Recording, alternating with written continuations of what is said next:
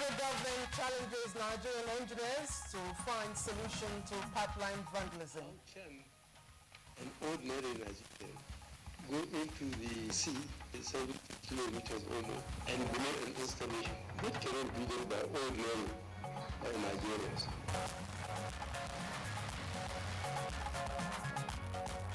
Vice President Osinbajo launches campaign to end child marriage in Nigeria.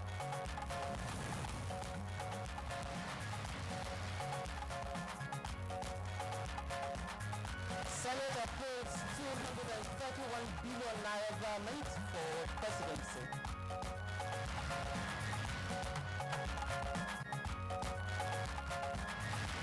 And today on Good Morning Nigeria, we focus on combating crime in the country.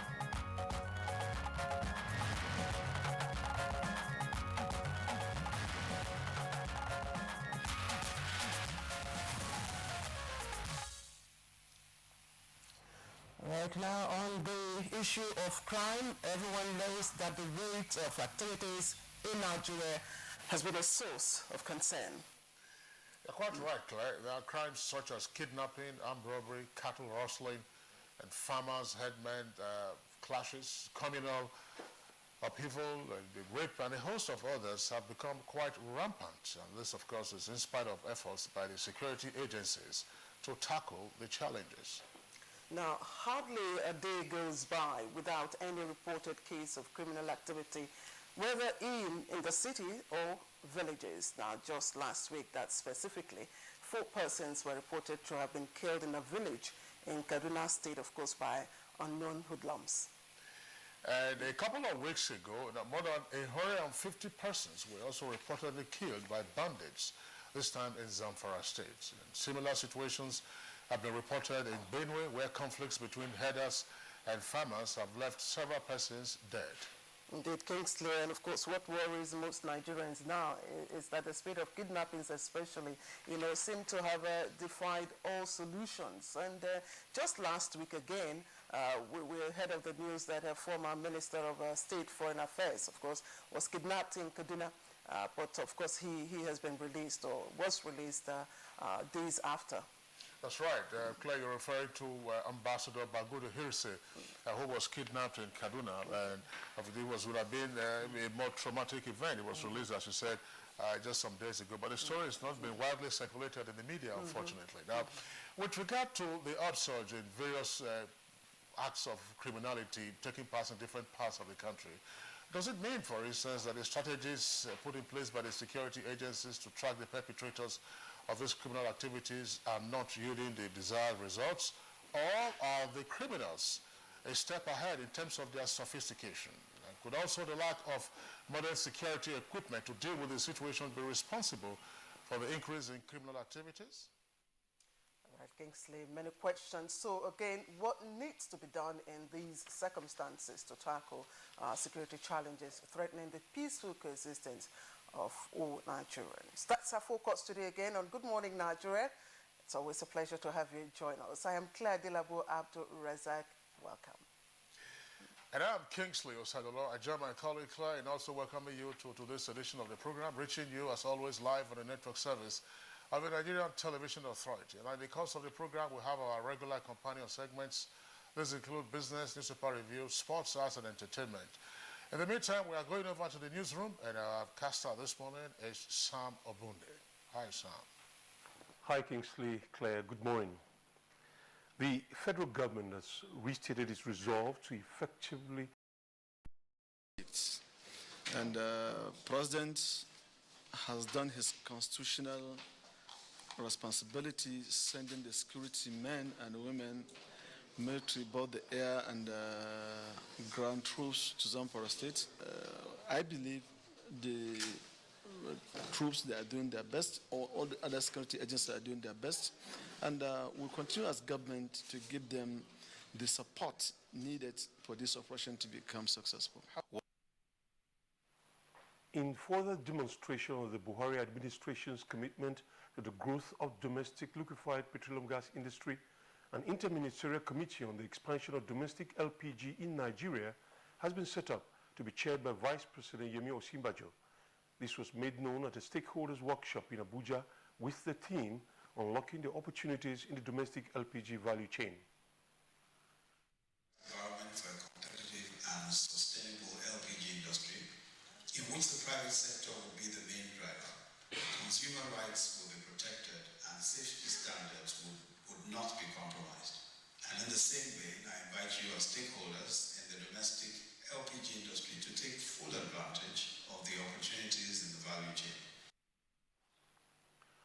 Vice President Yemi Osinbajo has unveiled a new logo to sensitize the public on the dangers of giving out underage girls in marriage. The Vice President described the event as a new movement going on globally, stressing that it is time to take action in ending child marriage, which has consequences not only on the child, but the nation in general. By the overwhelming case for the healthy, happy and prosperous future of girls and of the nation that suffers the loss of their talents and skills. We must persuade by constant advocacy, moral suasion. We must consistently make the case until the last vestiges of this practice dies. The Senate has passed the contentious vehement request by President Muhammadu Buhari for execution of critical, recurrent and capital items. National Assembly correspondent Waziri Zayanu reports that a total grant passed was 213.8 billion naira in pursuant to Clause 3 of the 2016 Appropriation Act. Made strong cases to justify increase in the amounts proposed to be wired to them.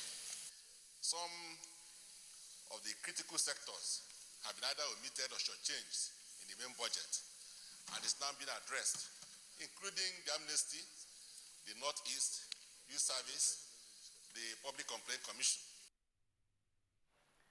The House of Representatives has advised the federal government to consider contingency plans to contain the humanitarian crisis arising from a military directive that all persons in Monguno, Marte and Gazei should relocate to Monguno local government area of Borno State for military operations against insurgents. Necessitated the relocation marching order in order to allow return of people to their respective villages. In almost all parts of Borno State and Adamawa State, they are living in fear and they are starving. NEMA should come in and assist, because as people move from Marte and other places to Mongono, and it's like the same thing in other parts of the Northeast. New entrants into the legal profession in Nigeria have been told to adhere strictly to the ethics of the profession if they are to excel. Acting Chief Justice of Nigeria, Justice Walter Onoye, made the plea at the court of the bar of over 4,000 new weeks in Abuja. You are therefore expected to keep the profession honorable and untarnished, to maintain the dignity and uphold its core value as well. Another source of concern for our profession is the ever-increasing number of new law faculties as approved by the National Universities Commission. What has been troubling is the absence of discernible effort at putting in place the components of support for expansion in terms of manpower growth and infrastructural facilities. There are high prospects that most of the technological challenges confronting the Nigerian Air Force will be addressed with homegrown solutions. Chief of Air Staff Air Marshal Sadiq Abubakar expressed the optimism at the 2016 edition of the Air Force Research and Development Exhibition in Kaduna. The number that are not properly accommodated, but we are working to see as much as possible how we can support and provide this accommodation for our airmen and also for our pilots. The federal government has resolved to give priority to the development and maintenance of infrastructural facilities to promote culture and tourism. Information and Culture Minister Lai Mohammed stated this at this year's Nigerian Tourism Investment Forum and Exhibition in Abuja. Tourism has the potential to create more jobs per unit of investment than most other industries. It is a major asset to Nigeria's quest to become one of the 20 largest economies in the world by year 2020. That's the news for now. Good Morning Nigeria continues momentarily with Kingsley and Claire after this break. You hear a bomb explosion or gunshots of an active shooter. That might be a terror attack. At such times, always remember 3 action words. Run, hide, report. Don't try to run towards the terror scene to save the situation, because there might be a second bomb blast or another attack. Run far away and take cover. Make sure you are safe first. Yes, it is in our nature to sympathize over the hurt, but remember, only trained personnel can help in such situations. When in a secured environment, promptly call relevant authorities and help will come. For anonymous reporting, call 09630-3250 to 5 or 0813-2222-106. If you see something, say something. Nigeria unite against terrorism. This message is brought to you by the Federal Ministry of Information and Culture. Nigeria joins the rest of the world in going digital. This means Nigeria is moving from analog terrestrial TV broadcasting to digital. Now, digital broadcasting gives you clearer pictures, crystal clear sound, and a chance for more channels and more shows to watch. Digital TV is a whole new experience for you and a rich harvest of digital events for the nation. Come aboard, Nigeria going digital. Coming to Abuja soon.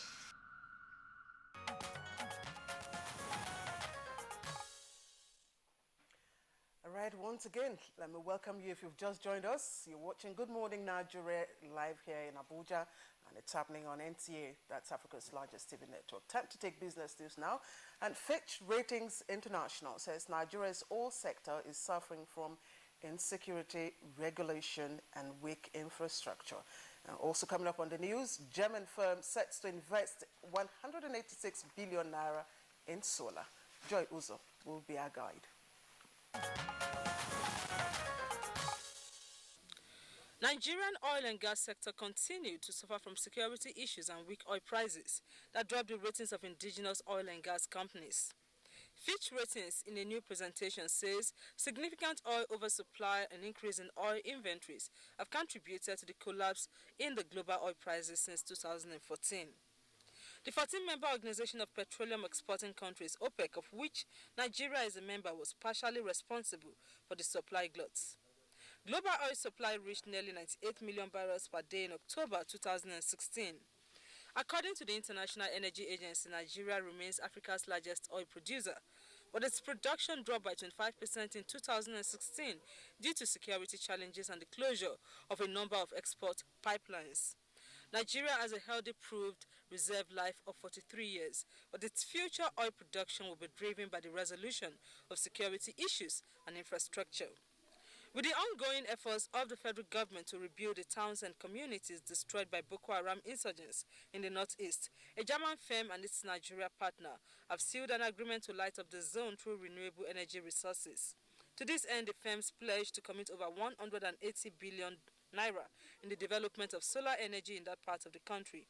The companies revealed that they would soon commence construction of 500 megawatts of power supply in the zone, beginning with Adamawa State in the next few days. Speaking with journalists at a roundtable in Abuja, the head overseas operations Nigerian Investment Promotion Commission, NIPC, Abubakar Yerima, said the commission is to issue license to the companies to commence operation. The investment is expected to be worth $600 million.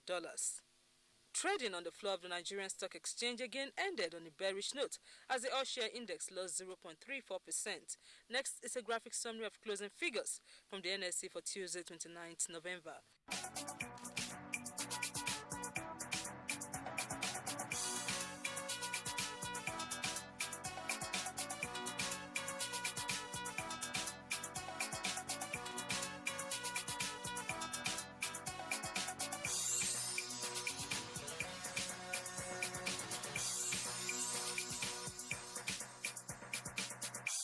With business news, I am Joy Uzo. All right, thank you very much there, Joy Uzo, for the business package on Good Morning Nigeria. And next for us now is a review of the headlines into these newspapers.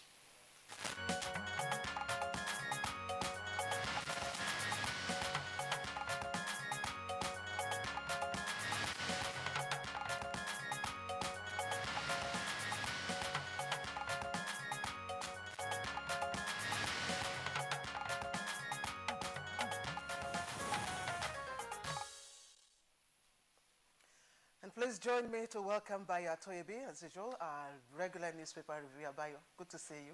Good to see you, Claire. Good morning. Good morning, Kingsley. Good morning, Nigeria. All right, Bayo, pleasure to see you. Let's, Claire, I think you kick off. We have a number of stories on the front pages of the papers. Okay, let me start off with leadership.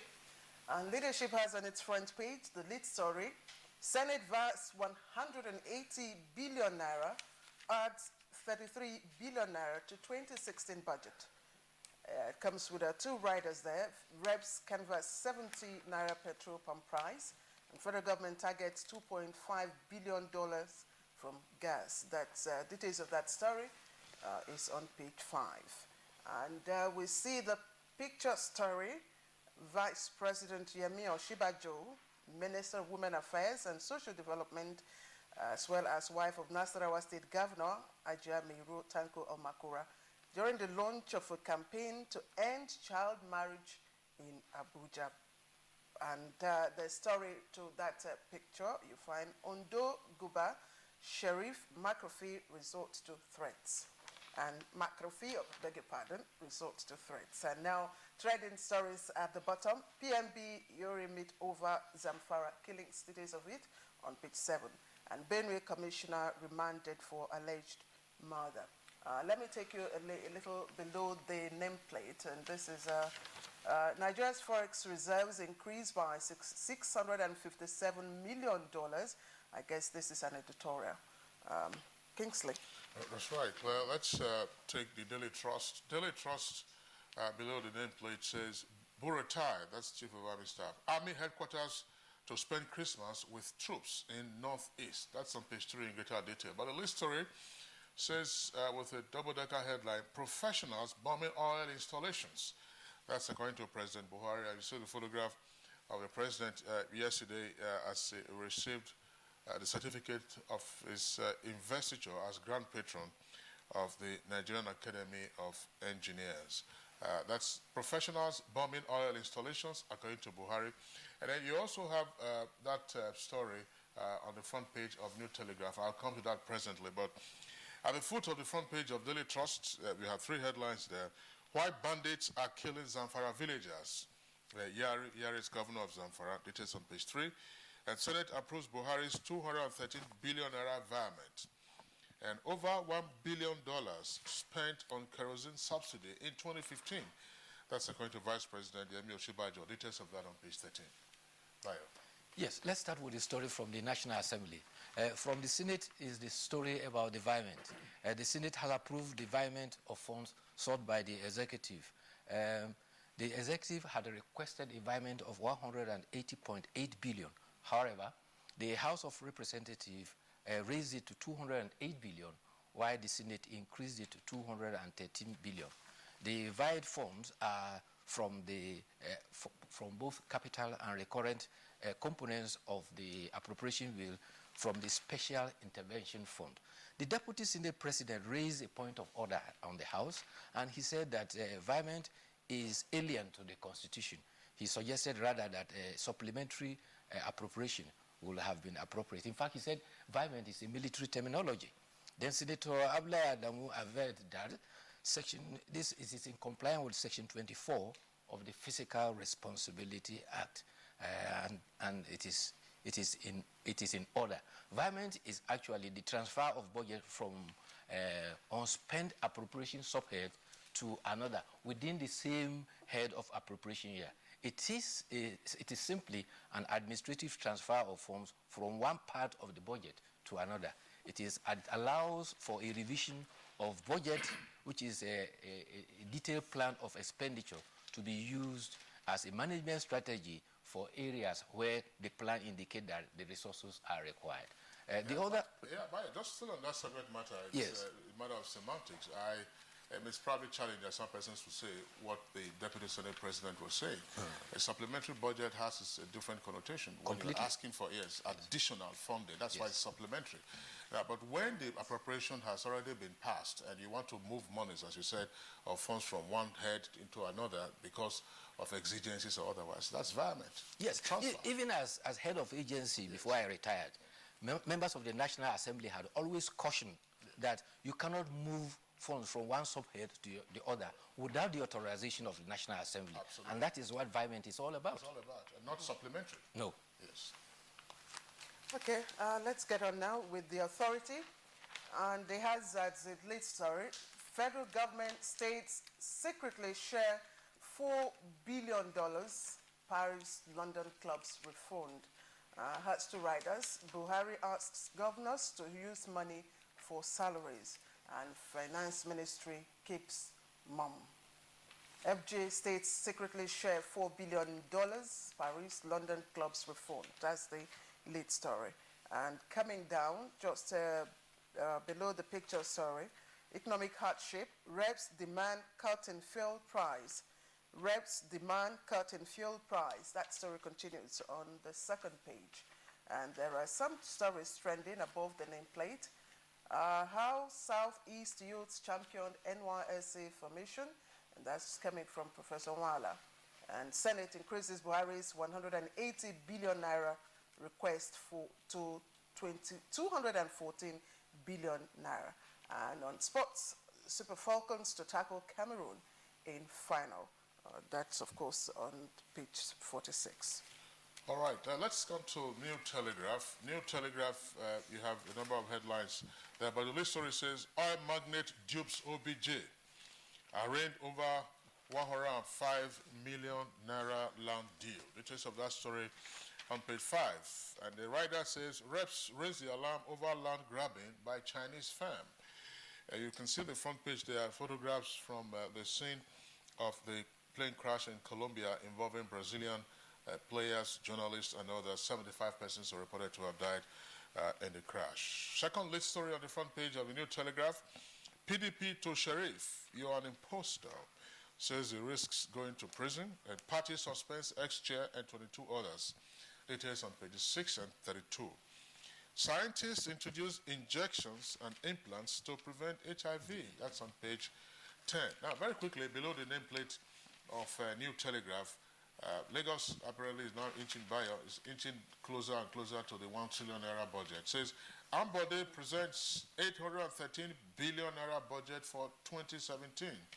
Details on page 32.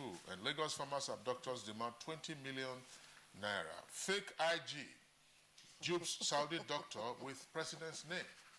Fake IG dupes Saudi doctor with president's name. That's on page 9. Let's quickly look at the other story from the House of Rep. This relates to the story on fuel price. The member Abubakar Fulata has raised a point of order in the House of Representatives advising that the Petroleum Product Pricing Regulatory Agency and the Ministry of Petroleum Resources should reduce petrol pump price to 17 naira per litre. You recall that there is a belt of 135 to 145 naira established by the PPPRA, which is subsisted now. The motion was based on the fact that the honorable member alleged that most of the impetuses put into the petroleum pricing are related to marketers and transporters, and they do not benefit from it. And therefore, 90% of it, of the cost, could be waived off, and it is in call because NNPC that is supposed to undertake the freighting of fuel does not have the facilities, and therefore it always charter cargoes at exorbitant cost.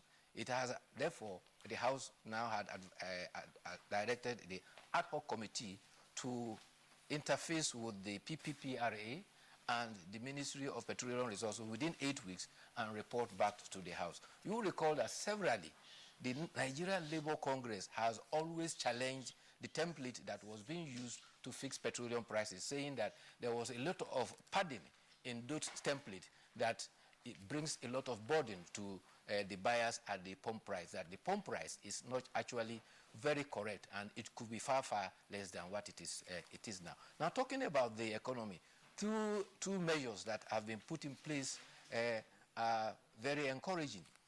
50 kilogram bag of rice is now sold at 8,000 naira. A director of corporate communication of the central bank revealed this at Yenegua. He says that rice produced from Ebonyi is now available. And he says that this rice is fresh, it is Nigerian, and it is better than those imported from other countries that have been there in the silos for upwards of 10 years. And in fact, he indicated that states like Kebbi, Jigawa, Ebonyi, Sokoto, Cross River are producing so much rice that by 2017, Nigeria will be in a situation to export rice. The other encouraging story is that our foreign reserves is set to have increased within the last 4 weeks by $658 million. It now stands at about 24.6 billion, and this increase is as a result of input in foreign reserve. Also, like the story that Claire read, 4 billion naira, which were refunded from the Paris Club, ensuing from overpayment to those clubs by the President Olusegun Obasanjo administration, has been refunded to Nigeria. And the President, in his wisdom, had advised states to use it to defray salaries. I'm puzzled about the report that is saying that it is paid secretly. However, the whole world is shocked by the story of the plane crash in which 81 passengers died, comprising of the players of a local football team that was shot into prominence. The sad part of it was that only 6 persons survived in that plane crash. Among those who died are 21 journalists who were accompanying the players to the team.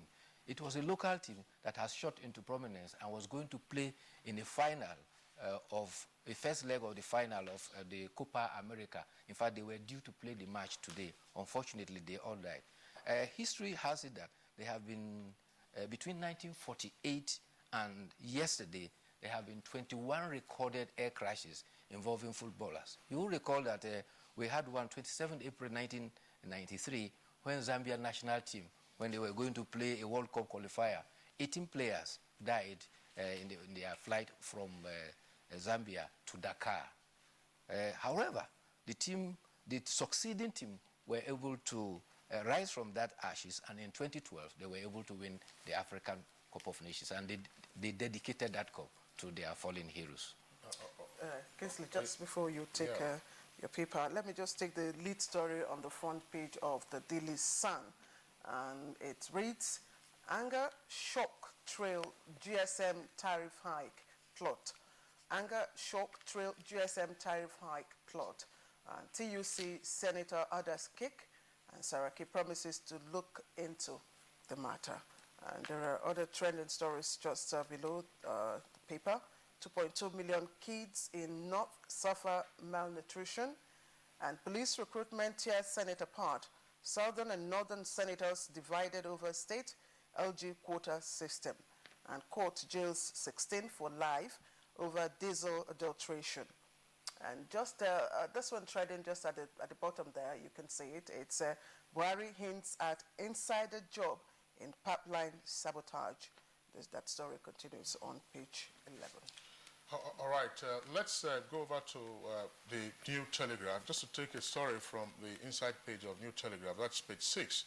This relates to the 2018 census. It says, 2018 population census to go up 222 billion naira. And this is attributed to the NPC, that's the National Population Commission. That's 2018 population census to go up 222 billion naira. And then on page 7 also of New Telegraph, Claire just read that now from the Sun as the lead story. It says, data price hike, that's the kicker. Federal government targets 100 billion naira as labor kicks. That's on page 7 of New Telegraph. Also there on page 7, some stats there. Nigeria has 13 million taxpayers. And this according to Tunde Fowler, who is the chair of FRS. All right, Bayo, last word from you. Well, I just wanted to draw attention to two things. First, in Ekiti, there has been a task force led by the Iyaloja of Ekiti. They went into the market and they are forcing traders to sell foodstuff at a lower price. Iyaloja deliberately and is leading the task force and is forcing the traders to sell gari, palm oil, and other commodities at lower prices. But however, the Attorney General of the Federation has appeared before the House of Rep committee, and he told the committee that the invasion, the arrest of judges, which was preceded by the invasion of the home of the judges, is in consonance with Section 15, subsection 5 of the Constitution. The Attorney General told the House of Rep that before the raid was carried out, his office had actually advised the National Judicial Council about it, and the National Judicial Council had insisted that they couldn't do anything until the action was supported by affidavit. And the Attorney General said that they couldn't fold their arms in their constitutional duty to ensure that corruption was tackled. And the initiative by the DSS has not violated any law, adding that the EFCC did not have the monopoly of fighting financial crime. All right, Bayo, we would like to thank you. The story of the Iyaloja you referenced a moment ago, let's see if it's sustainable. If you recall, in the 70s, yes, we had what were called the PCB, the Price Control Board. Yes. Unfortunately, it never succeeded in bringing down prices. Some harassment here and there, but if people wanted to hoard, they hoarded. If you wanted to increase your prices, they did. Calls for it to be restored. Yeah, well, unfortunately, it's unlikely to work. Free market economy. The solution for prices is surplus commodity. Absolutely. When it is there, the prices will tumble. It will tumble, that's right. It's a supply and demand. Bayo Atebe, thank you for being with us today. We'll see you again tomorrow. Thank you for having me, as always. Okay. We'll take a short break now. When we return, of course, we'll be dealing with the issue of the upsurge in criminal activities in different parts of the country. Nigerians. Suicide bombers are not spirits. They are not ghosts. They are human beings like you and me. They live amongst us. They are your neighbors. They are your friends today, but terrorists tomorrow. So you must know your neighbor now. Security begins with you and me. Know your neighbor. Be vigilant. Be security conscious. Report suspicious persons, objects, and movements to the police and other security agencies. The security of our nation is a duty for you and me. If you see something, say something. Nigeria, unite against terrorism. This message is brought to you by the Federal Ministry of Information and Culture. Experience the unique culture. Enjoy the exceptional hospitality. See the enchanting spectacle. Feel the friendly warmth. Join the celebration at Abuja Carnival Reloaded. It's a celebration of culture, a world-class event, the best cultural party ever. It's a carnival of change. Abuja Carnival 2016. Theme: the creative industry, pivot to economic growth. Destination: Abuja Capital City. Date: December 3rd to 6th, 2016. Abuja Carnival, a truly national carnival.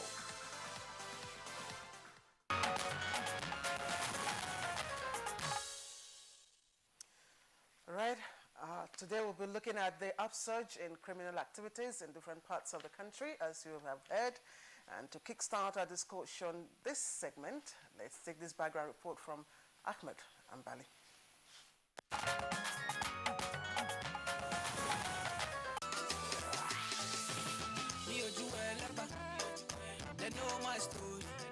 Nigeria's allure as a rich blend of exciting people with diverse culture makes it a cynosure for all discerning eyes. Investors, travelers, and its own people find joy in exploring the bounties that Africa's largest economy provides.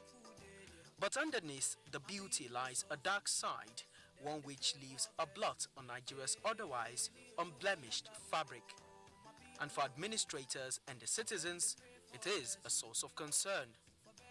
Rising spate of criminal activities now pose a serious threat to social and economic activities in Nigeria. Whether it is cattle rustling, kidnapping, militancy, or the fear of insurgency in the northeast, criminals seem to be having a field day at the detriment of law-abiding citizens in the country. Flipping through the pages of newspapers, one is confronted by unpleasant stories, some of them ending in dire consequences.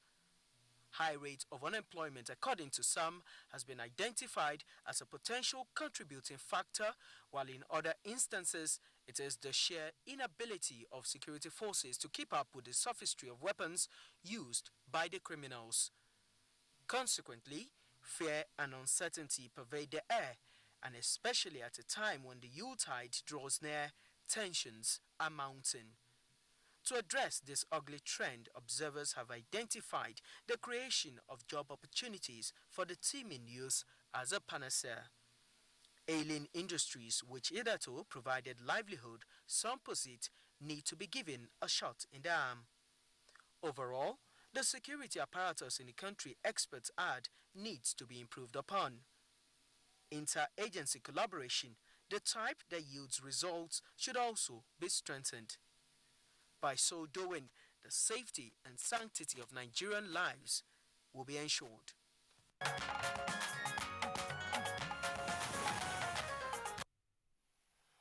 we have been joined now by the First Public Relations Officer, his Deputy Commissioner of Police, Don Awuna.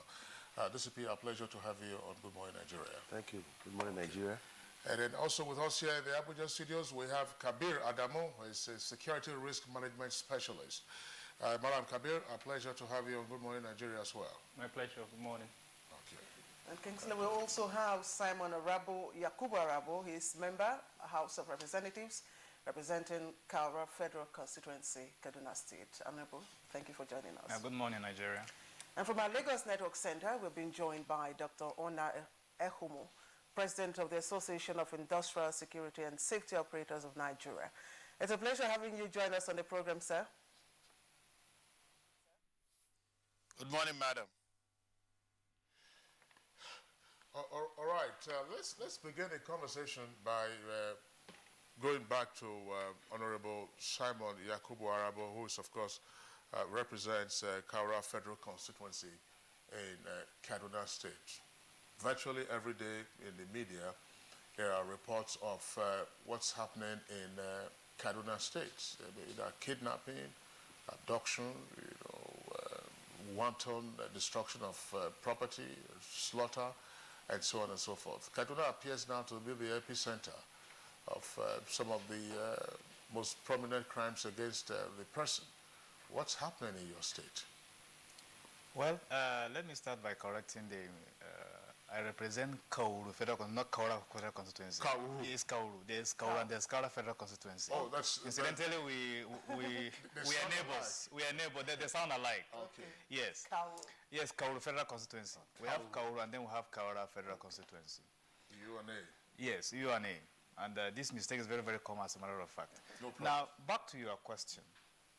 We're really disturbed that Kaduna State is becoming the epicenter of all these kind of crimes in the country now. Inside Kaduna, where I live, where many people live, you have a lot of kidnappings in broad daylight. And what has really baffled us is that we've not heard of any arrest of these kidnappers within the town. We have cattle rustling, and then we have these insurgency in the southern part of the state, which is assuming a very, very dangerous dimension. I think it's going beyond local disputes. What we have on ground in Kaduna State is a clear case of insurgency.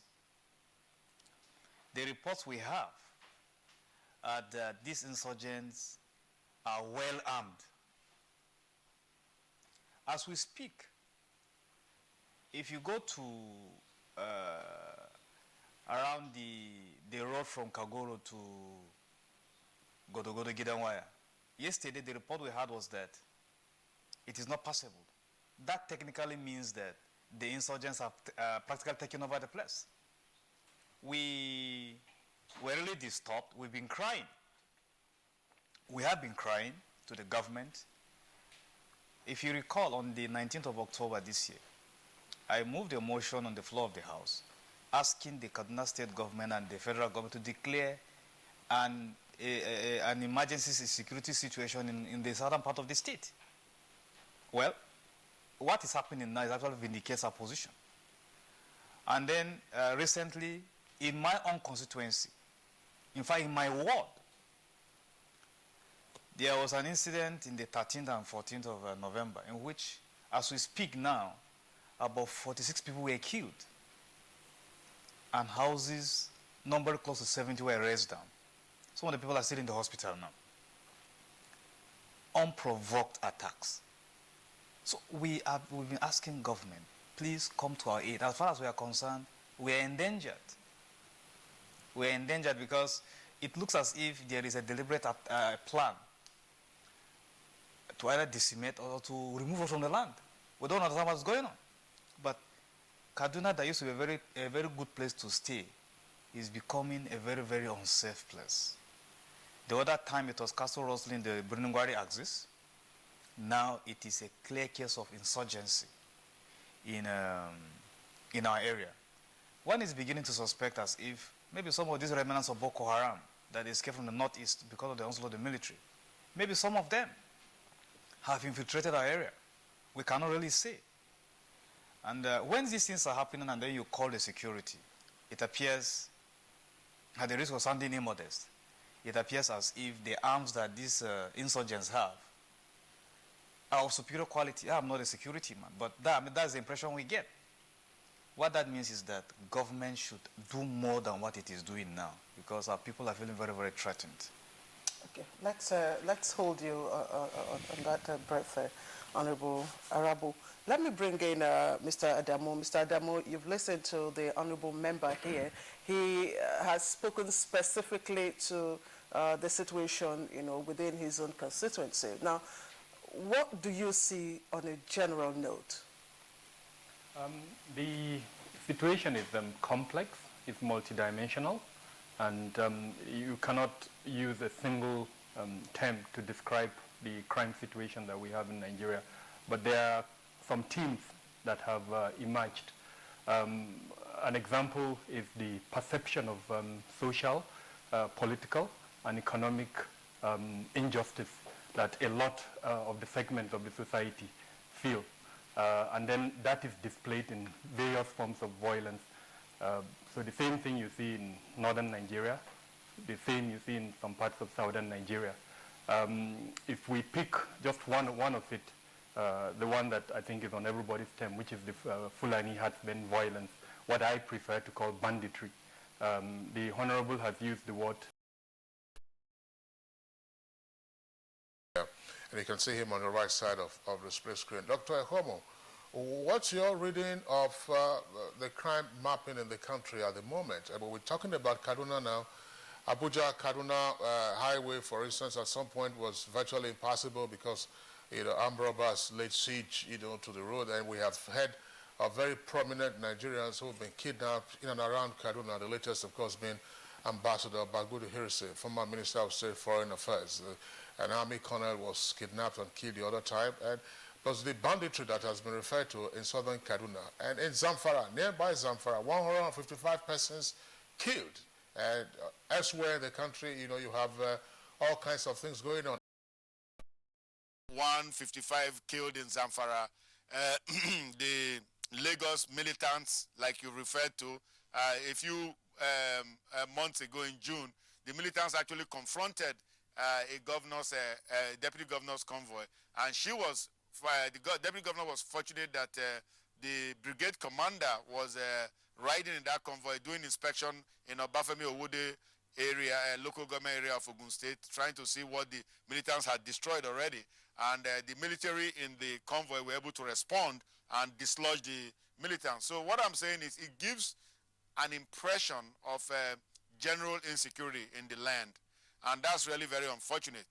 So I think what really our problem is, what our difficulty is inability of the authorities to stay ahead of the problem, to kind of be proactive, to kind of think ahead And once there's an indication, even before indications, I mean, there are other ways of finding out these things. We have, like the policeman is there with you in the studio. We have intelligence tools that are available to, you know, figure out what the bad guys plan to do. And in fact, start nipping these things in the bud. Because my concern is that we are getting to a situation where many Nigerians are going to feel like the authorities don't have an answer to this problem of crime and criminality in the country. Like the honorable member just said, he said that they have cried and cried to the government and they don't know where to cry anymore. And it's really very unfortunate. It paints a very bleak picture, and it's very unfortunate. Let me remain with you, Dr. Homo. Without preempting what the DCP will say in terms of, you know, the rate of criminal activities, you know, generally within the country.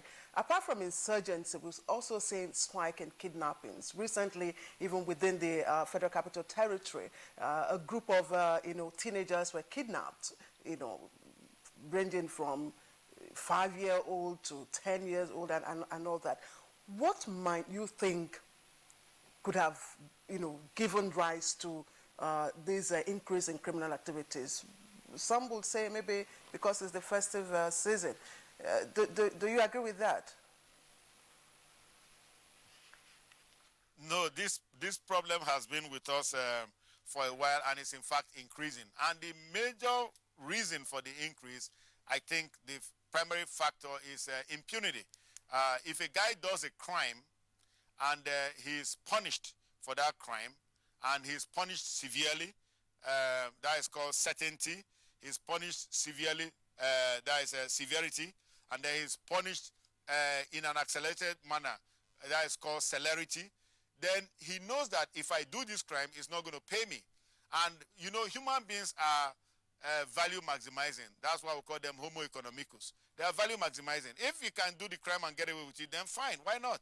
But if I'm going to do the crime and get punished severely, maybe even decapitated, then of course it doesn't pay me to do that crime anymore. So this is what is happening. We have so many factors, but the primary driving factor for crime and criminality in the land is impunity. Now, the DCP with you in the studio, he just gave some statistics recently. He said in a 4-month period, we had 300 kidnap cases. Now, of course, I want to also add to his good statistics. I appreciate it because that's the first time in a long time we're getting any statistics from the FPRO's office. But now, beyond that, beyond what has been reported to the police, what about all those unreported cases in Kano, in Kaduna, in Zamfara, Kogi, Nasarawa? I mean, there are so many more going on there. Perhaps the urban crimes, kidnap cases with maybe even prominent persons might be reported to the nearest police station. But there are many more of people, even in my Edo state, there are many more kidnappings going on in my local government that is not being reported. We just say, thank God, and we pay whatever we can pay, get the people out, and so on. But I want to say, I don't want to sound as if I'm bashing the police this morning. I'm not a police basher. They have become good at catching the bad guys after the fact. So that's also good. Perhaps that might deter some other bad guys who read papers and know that after you perpetrate, you can be detected. But aside from this impunity factor, you have the economic recession, you have the unemployment, which somebody has referred to there in the studio. You have copycats. You have a lot of idleness in the population. Youths are idle. They don't have anything to do. Then the worst factor, the enabling factor, what we call a capability factor, is small arms and light weapons. Nigeria alone has about 50 million small arms and light weapons floating around, and that gives capability to a bad guy anytime, any day. All right, Dr. Ono Ehomo, thank you very much. We'll come back to you in the course of this conversation to further explore the ramifications of this subject matter. Let's now. Sometimes fear of crime is greater than crime, and it comes about arising from the fact of reportage. How do the press report crime? How do the community see crime?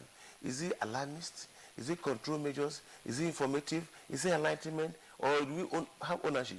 So these are issues we must take into cognizance. So, but if you use kidnapping, incidents of violent crime, or insurgency, you may wish whatever you call it, or banditry, or I would prefer pastorist farmers clashes, not Fulani or herdsmen, to avoid too much of profiling.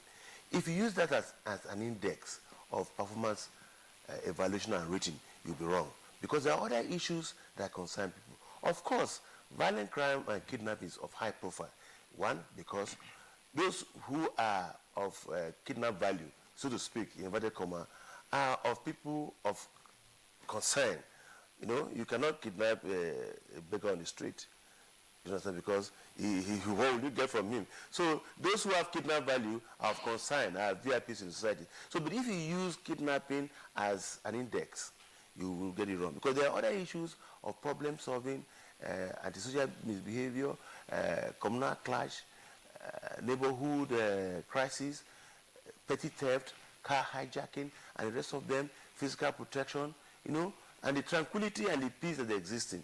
So if you have isolated cases, we should not use that as an evidence or as a statistics to appraise the performance of security agencies. We are doing our best. So the policing system, there must be ownership. Don't see it as a uniform thing. It should be holistic and collective.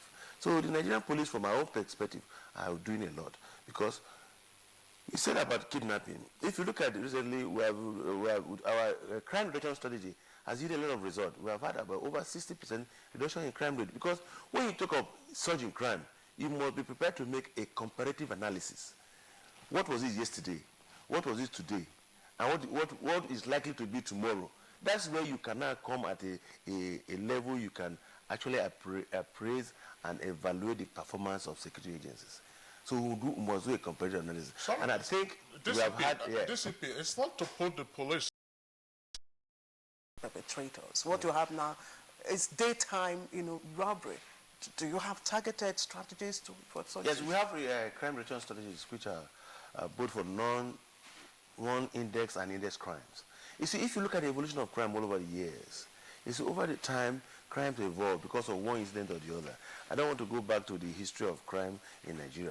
But you see, at every point in time in our history, we have a particular crime that gains currency, and we tackle it effectively. And criminals want to change styles. Take, for instance, now, a lot of technology.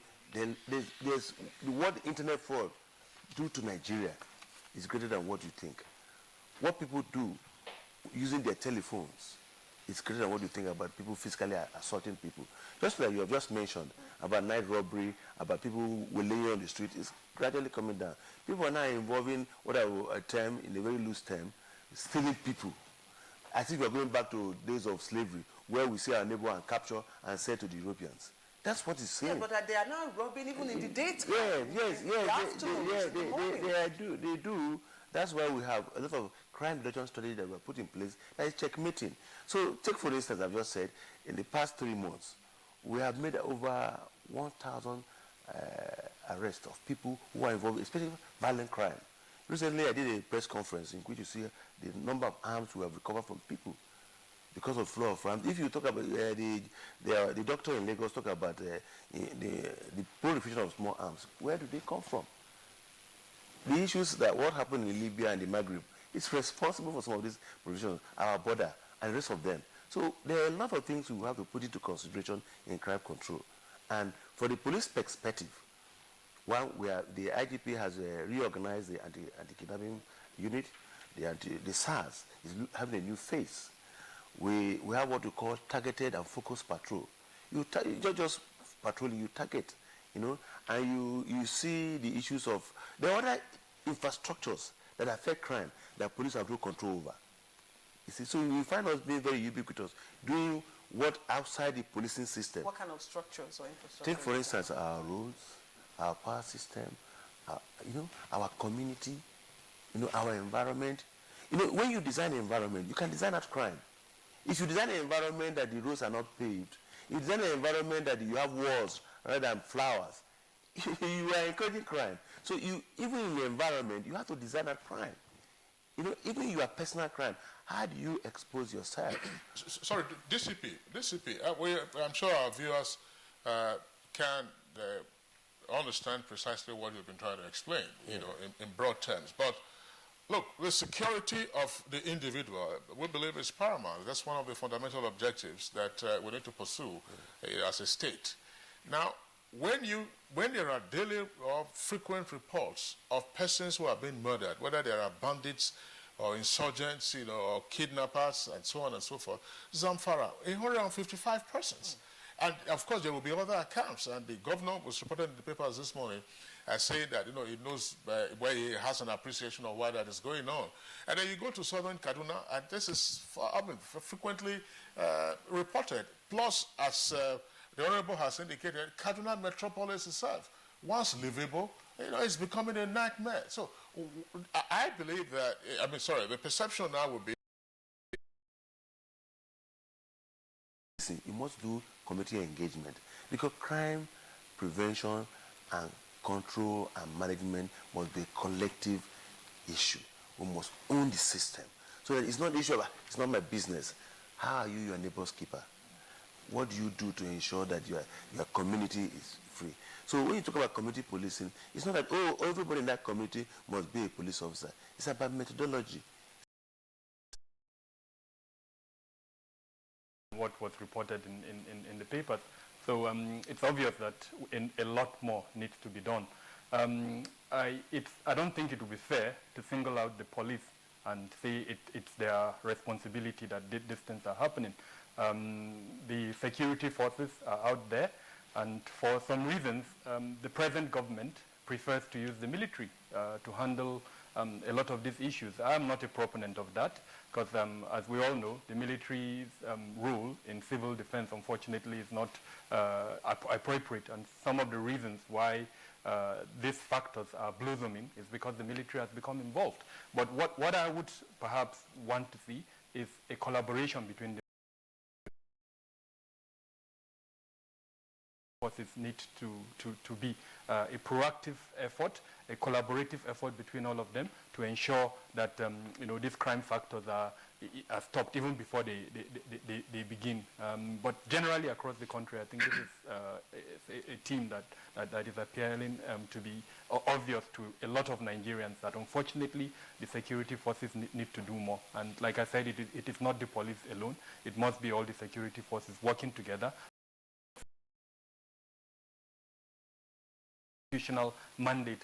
For me, the greatest misgiving of that is that the civil defense, the civil security agencies such as the police and the Nigerian the NSDC, the more you involve the military, unfortunately, the less they are able to handle some of these issues that we mentioned. And once that happens, then the perception by the public that these agencies are not able. Well, thank you. You see, it is a fact that there is an upsurge in violent crimes across the country. Nobody can deny that, because facts are stubborn. Now, we found out that in some instances that some of these violent crimes have little or now government has to wake up to this very serious responsibility, and one of the things they can do is to actually really fund and then expand the manpower. Nigeria is a large country. Has southern Kaduna, or has any part of southern Kaduna tried to resort to self-help by way of increased community policing? Self-help as in community policing. What we tell people now is, and those bandits are in the hills.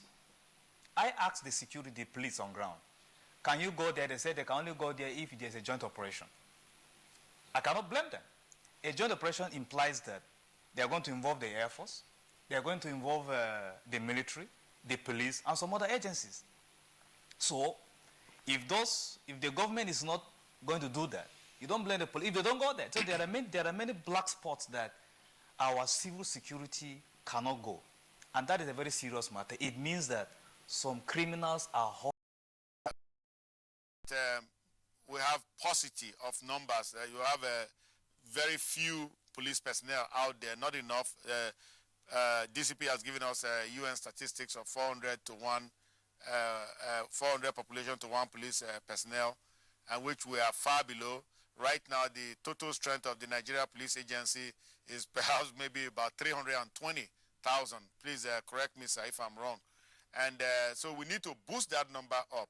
So you don't have enough personnel out there, first of all, to carry out Mr. Ibrahim Idris's goal for the Nigeria Police Agency. Now, so this issue about the 10,000 guys we want to employ, which is now mired in some kind of controversy, and we have gone down to local government level, where whatever it is we want to do, let us do it and get these guys on force. It will take you 6 months first to get these guys out on the street. So it's not something that's going to happen overnight. So let's start hiring. Let's start hiring people. Let's start bringing people on board. Like the DCP said, we've had wastages for 6 years, no recruitment. So that's really very unfortunate. Now, but having said that, let's go back to the security infrastructure of the country. Mr. Kabir referred to a structure which will combine police personnel and military personnel, because the police personnel will not go into the bush. He called it the forested areas. Military and police personnel who are idle, doing nothing, but they have all this residual training. We can integrate them into some kind of village policing, rural policing. I'm not talking about an agency, but they are vigilantes. Somebody used that word here, vigilantes. But it will be better organized. This is something which I shared with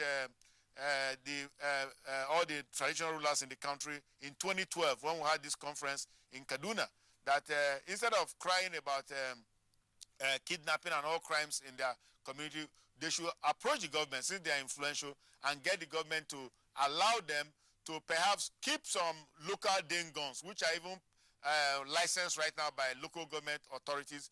Keep local Dane guns. Then Nigeria will be defended. All right. Well, Dr. Ono Ehomu, thank you very much. You know, the Good Morning Nigeria program doesn't draft its own editorials. It is the summation of the contributions that guests like you make, that policy outcomes obviously emerge. But thanks a lot for what you've said.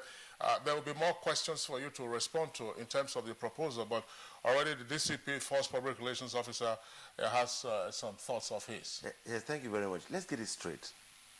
Guns don't control crime. Rather, they exacerbate crime. In a loose sense, the British police is not armed. It's not about guns. We're not at war. If everybody is armed, we're creating a state of anarchy. It's not about arms. It's about control measures. You see, he talked about tapping the resources of our retired people, residues. That informs the new policy of the IGP of Eminent Persons Forum. People should come on board to ensure that they contribute by way of consultation, advice, suggestions, and how crime can be controlled in a particular community. If you control crime, for instance, in this studio, by way of controlling this studio, you are creating a critical mass for the entire community of the NTA, Abuja, Nigeria. So when you start like an acorn to get an oak tree, so it's gradual. So we have the Eminent Persons Forum that have been established all over, accomplished in society. So Eminent Persons Forum is not those who maybe say big bags or big guns, but those who are interested in the community, community-oriented policing. And community policing is about the philosophy. It's the center of it is creative partnership. You have to partner with the law enforcement agencies. You have to partner, on deciding policing priorities. You see, kidnapping could be a problem in the southern Kaduna. In Nakai Nagagbe, it could be about antisocial behavior. It could be noise in Metama. It could be horns everywhere. So crime is adaptable And in every situation, you adapt a particular methodology and solutions. All right, DCP Don, I want to thank you. Gentlemen, we'll just take our tweets. Of course, we have those joined us in this conversation. Our Twitter handle, once again, is at NTA GMN. Chika Ugu tweets, in combating criminal activities in Nigeria, the government should do the needful, that is, engaging the teeming youths with jobs. And Olaniyi has this tweet: to combat crime in Nigeria, we need to first combat corruption amongst the police force because they will lead in the fight. And Wafo Onyekachi tweets, rather than buy arms and ammunition to fight crime, offer jobs and artistry to the people and have a peaceful society. Ibrahim Tudu has this tweet: the security agencies must be commended. Change, stand up, Nigeria. Change is here and it's going to stay. Change begins with you. Oh yeah, make we go. Go to so let the change begin from within. Look at your eye, oh Gerula. Change begins with you and me. Oh, change begins with me. Drivers of violent crime. Okay, Kingsley, this is from Ibrahim Tundu, very interesting one. And he tweets, the media in Nigeria are not covering the efforts of the security agencies in crime control and performance.